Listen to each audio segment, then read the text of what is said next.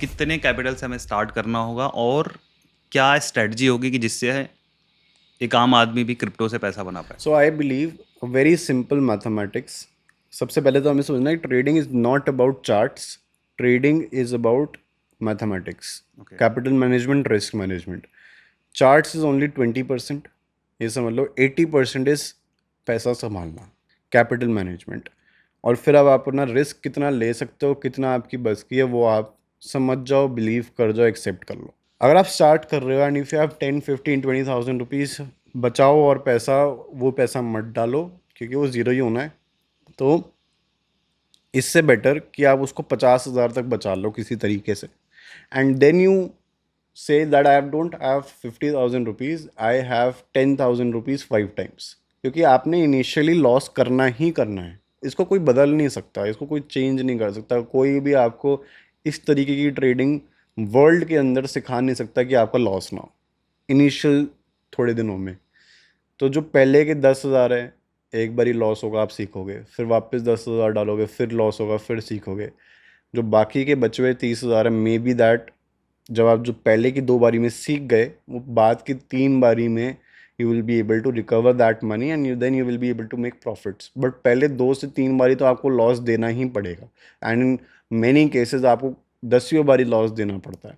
But if you are following discipline, what I believe is कि अगर आप proper education से शुरू करो ना, 2 से 3 बारी आप लॉस करोगे। वो 10,000 रुपये भी हमने एक ट्रेड में ख़त्म नहीं करना, हमने एक महीने में ख़त्म करना है। आप ये मान के चलो 10,000 रुपये आपने एक महीना ट्रेड करना है, तो now there should be a reverse calculation, a very beautiful calculation that I do personally and I advise anyone who comes to me।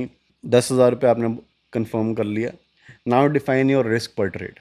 अब मैंने बोला कि यार मैं एक ट्रेड पे 500 रुपये का रिस्क लूँगा, ठीक है। तो now you have defined it, now you have 20 trades. अगर आप हर एक ट्रेड में लॉस करते हो, आपकी कैपिटल ज़ीरो हो जाएगी, क्योंकि 500 रुपये का लॉस हो रहा है, 10,000 रुपये आपकी हम्म। कैपिटल है। 20 के 20 ट्रेड में लॉस हुआ तो आपकी कैपिटल जीरो हो जाएगी। तो आपने ये डिफाइन कर लिया कि my lowest for this month will be 20 trades and all loss. ये आपका लोएस्ट पॉइंट ही है। आपने ये डिफाइन कर दिया कि मतलब 20 ट्रेड से ज़्यादा लूँगा नहीं। तो पहले ट्रेड से ही आपको पता है कि आपने सिर्फ 20 ट्रेड लेने हैं, तो आप बेस्ट ऑफ बेस्ट ट्रेड्स ढूंढोगे। अब आपको दिन में अगर 5 ट्रेड मिल रहा है, आप नहीं ले सकते, क्योंकि आप बोलोगे यार मैंने आज ही 5 ले लिए तो मैं पूरे महीने क्या करूँगा। ये लिमिटेशन सेट कर दिया आपने, ठीक है। अब आपने देखा यार मेरे को ये ट्रेड दिख रहा है, ये ट्रेड दिख रहा है, दोनों में से बेटर कौन सा, वो लोगे आप। एक ट्रेड आपका प्रॉफिटेबल हुआ, सिंपल मैथमेटिकल रूल 1:2 फॉलो करना, लॉस होना चाहिए तो 500 रुपये का, प्रॉफिट होना चाहिए तो 1,000 से नीचे नहीं होना चाहिए। हम्म। 1,000 का हो रहा है तो ठीक है, उससे नीचे ट्रेड ही नहीं लेना। अगर एक ट्रेड दिखा सामने, उसमें 500 का लॉस जाना चाहिए, 1,000 का प्रॉफिट आना ही चाहिए, 1,000 या 1,000 से ऊपर। अगर नहीं आ रहा तो ट्रेड नहीं लेना। और अगर एक भी ट्रेड प्रॉफिट में गया, आपको दो और नए ट्रेड दे जाएगा। आपने एक ट्रेड प्रॉफिट किया, 1,000 रुपये आया, अब आप मतलब दोबारा दो और और ट्रेड ले ट्रेड सकते में लॉस कर सकते हो। इस कैलकुलेशन को फॉलो करें, मैं तो अभी चार्ट्स की बात ही नहीं कर रहा।